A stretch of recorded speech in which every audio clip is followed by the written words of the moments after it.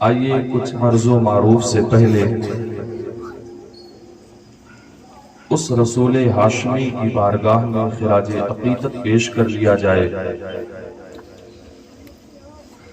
جن کے تموج سے سمندر کی لہریں آج بھی برقرار ہیں، جن کے تعطر سے پھولوں کی خوشبو آج بھی ہمارے سانسوں میں مہک رہی ہیں، جن کے تحرک سے شمس و قمر کی حرکتیں آج بھی ہمیں دیکھنے کو مل رہی ہیں، جن کے تنفس سے ہماری سانسیں ہمارے جسم میں آج بھی زندہ ہیں، اس رسول مکی کی بارگاہ میں خراج عقیدت پیش کر لیں جس رسول کو باطنی نگاہ سے میرے امام نے دیکھا تو کبھی آپ کے دہنے مبارک کی تعریف کرتے ہیں، کبھی آپ کے ماتھے کی تعریف کرتے ہیں، کبھی آپ کے زلف عنبری کی تعریف کرتے ہیں تو یوں کہتے ہیں تیل کی بوندیں ٹپکتی نہیں بالوں سے رضا، صبح عارض پہ لٹاتے ہیں ستارے گیسو۔ ماشاءاللہ سبحان اللہ۔ کبھی آپ کے پیشانی کو دیکھتے ہیں تو بے ساختہ پکار اٹھتے ہیں، بے ساختہ پکار اٹھتے ہیں اور یہ کہتے ہیں تاج والے دیکھ کر تیرا امامہ نور ہے سبحان اللہ۔ تاج والے دیکھ کر تیرا امامہ نور کا، سر جھکاتے ہیں الہی بول بالا نور کا۔ ماشاءاللہ سبحان اللہ۔ اور جب اس قلب اطہر پر آپ کی باطنی نگاہ پڑتی ہے تو بے ساختہ پکار اٹھتے ہیں دل سمجھ سے ورا ہے مگر یوں کہوں، دل سمجھ سے ورا ہے مگر یوں کہوں، غنچے راز وحدت پہ لاکھوں سلام، غنچے راز وحدت پہ لاکھوں سلام۔ بارگاہ رسالت معاف صلی اللہ علیہ وسلم میں بشکل درود پاک ہدیہ نچھاور کر لیں اور باواز بلند پڑھیں اللہم صلی علی سیدنا مولانا محمد بارک وسلم صلاۃ و سلاما علیک یا رسول اللہ صلی اللہ تعالی علیہ وسلم۔ آپ حضرات بہت زیادہ آپ کو زحمت نہیں دوں گا، بس تھوڑی دیر آپ میرا ساتھ دیں گے نا؟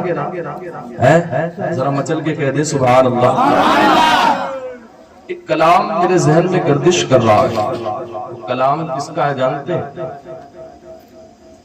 شہزادے اعلیٰ حضرت، فرزند اعلیٰ حضرت، جسے دنیا حضرت علامہ مفتی الشاہ محدث، جس کو دنیائے انسانیت محدث بریلوی کہتی ہے، اور وہ شہزادے اعلیٰ حضرت ہیں جن کا لقب آج بھی دنیا یاد رکھتی ہے، جن کو تاج الشریعہ علیہ الرحمت و رضوان کے نام سے ہم اور آپ جانتے ہیں۔ کون تاج الشریعہ؟ یہ وہ ہیں کہ ہم نے اپنے استاذ محترم سے سنا کہ فرماتے ہیں کہ وہ تاج الشریعہ ہیں جن کو دنیا سمجھی تو کیا سمجھی۔ مصر کے سیمینار میں جب آپ کو بلایا گیا تو تمام مسلک کے لوگ وہاں اکٹھا ہوئے، تمام مسلک کے لوگ تھے، تمام مسلک کے لوگ اپنی اپنی حدیثیں، حضور کی حدیثیں اپنے اپنے طریقے سے بیان کر رہے تھے اور سب یہ بتانا چاہتے تھے کہ ہم تمام مسلک میں سب سے اعلیٰ مسلک رکھنے والے، ہم وہ ہیں کہ ہم تمام مسلک میں سب سے اعلیٰ و عرفہ مقام پر ہیں۔ تو اس وقت میرے امام کے شہزادے نے وہاں قدم رکھا تھا، اور جہاں احناف کے علاوہ حنبلی، شوافی، تمام تر مسلک کے ماننے والے لوگ اگر 10 حدیثیں اپنے مسلک کے متعلق سناتے تھے تو میرے امام کا شہزادہ کھڑے ہوتے ہوئے 10 نہیں بلکہ 50 حدیثیں، بلکہ علماء لکھتے ہیں کہ میرے امام کے شہزادے نے اپنے مسلک کا سر اس قدر بلند کیا کہ جہاں 50 حدیثیں وہ سناتے تھے، وہ کھڑے ہوتے ہوئے 200 حدیثیں سنا کر یہ بتا دیتے تھے کہ اے لوگوں، جس طرح تمام رسولوں میں میرا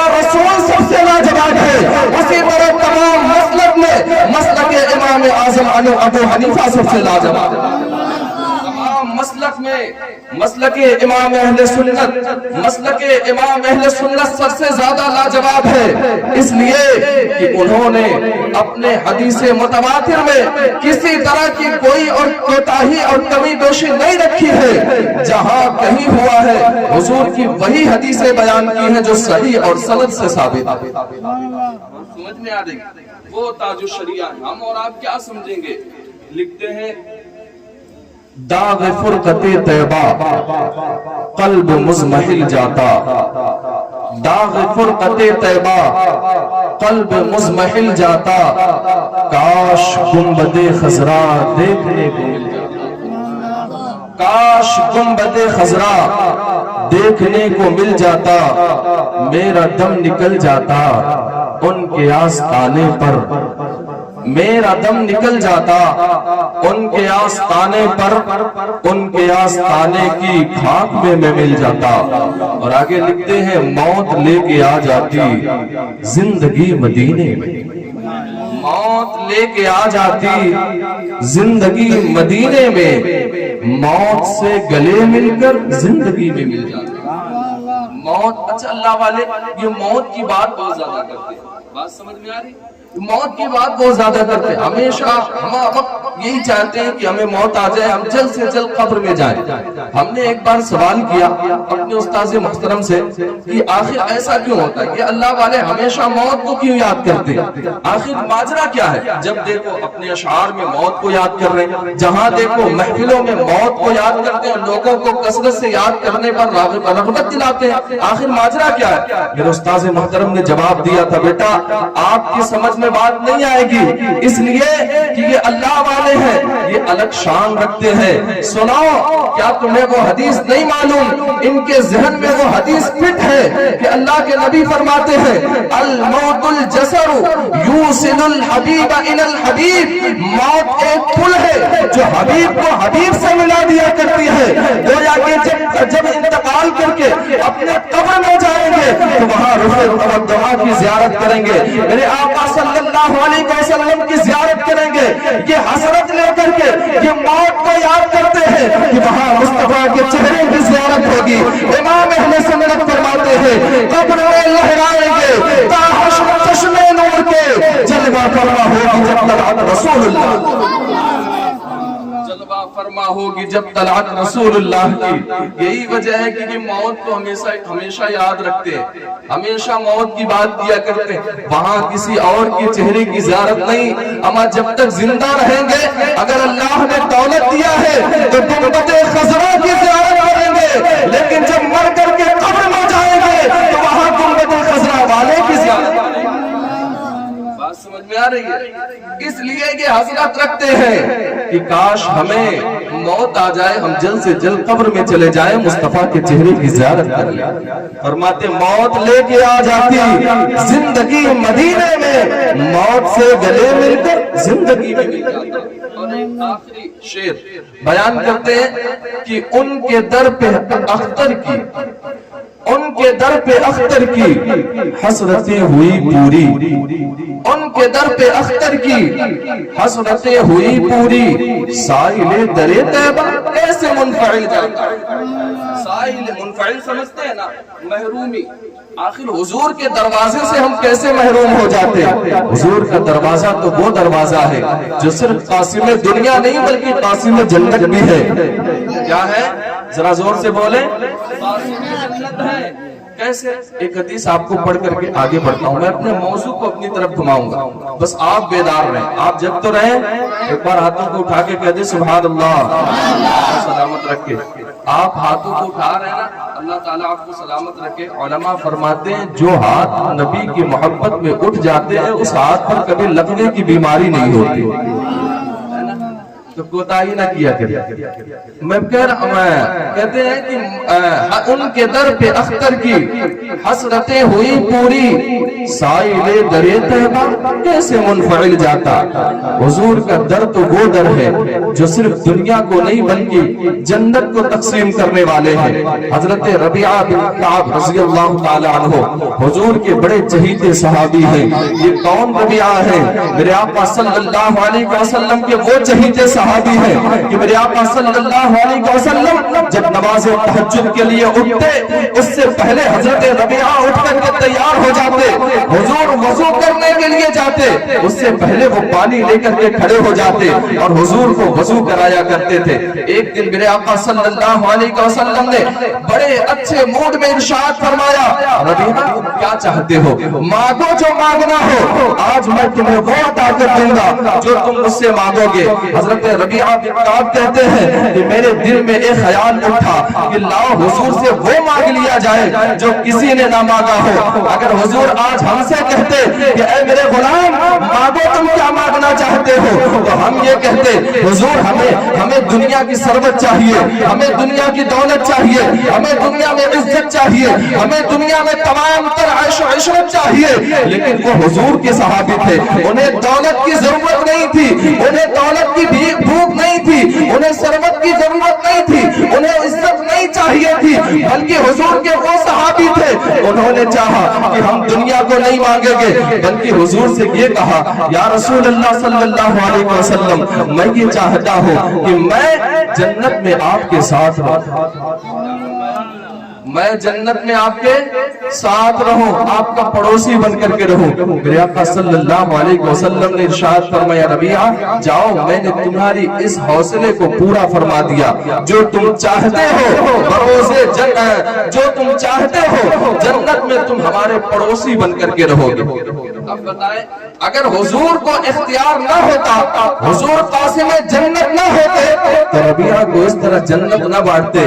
حضور تو وہ ہے کہ جو جنت کے بھی تقسیم کرنے والے ہیں اور دنیا کے بھی تقسیم کرنے والے ہیں. حضور کے در پر صحابہ گئے تو کوئی مال و دولت لے کر کے پلٹ رہا ہے، کوئی ثروت لے کر کے پلٹ رہا ہے، کوئی عزت لے کر کے پلٹ رہا ہے، کوئی وقار لے کر کے پلٹ رہا ہے. جس کے دل میں جو خواہش تھی اللہ کے نبی نے ان سب کی خواہشوں کو پورا فرما دیا.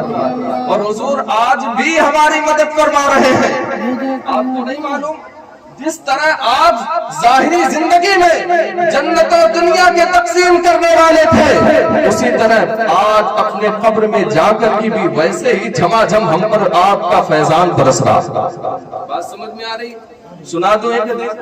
میرے آقا صلی اللہ علیہ وسلم آج بھی ہم پر ویسے ہی کرم کیے ہوئے ہیں جیسا کہ ظاہری زندگی میں ہم غلاموں پر اپنا کرم کیا کرتے تھے.